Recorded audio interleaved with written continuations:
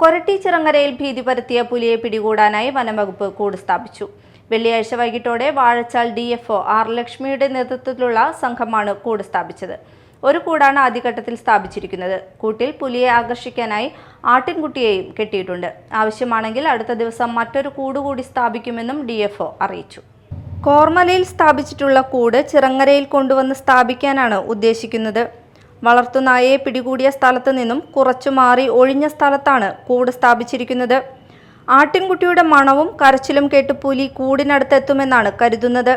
4 വാച്ചർമാർ ഉൾപ്പെടെ 5 അംഗ വനപാലക സംഘം പുലിയെ നിരീക്ഷിക്കാനായി പ്രദേശത്ത് ക്യാമ്പ് ചെയ്യുന്നുണ്ട്.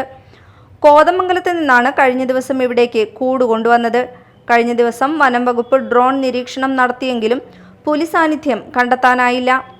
നേരത്തെ വനം വകുപ്പ് 4 നിരീക്ഷണ ക്യാമറകൾ സ്ഥാപിച്ചിരുന്നു.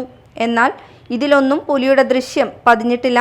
തുടർന്ന് വനം വകുപ്പ് നടത്തിയ ശാസ്ത്രീയ പരിശോധനയിൽ അജ്ഞാത ജീവി പുലിയാണെന്ന് സ്ഥിരീകരിച്ചു. ഇതോടെയാണ് പുലിയെ പിടികൂടാനായുള്ള ശ്രമങ്ങൾ ആരംഭിച്ചത്.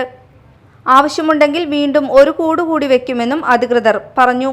Range officer Jeeshma VJ, assistant DFO Azeez Sabu, RRT പ്രവർത്തകരായ വിൽസൺ തുടങ്ങിയവർ നേതൃത്വം നൽകി.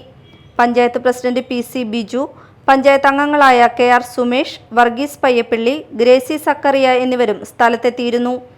Media time, Koratty.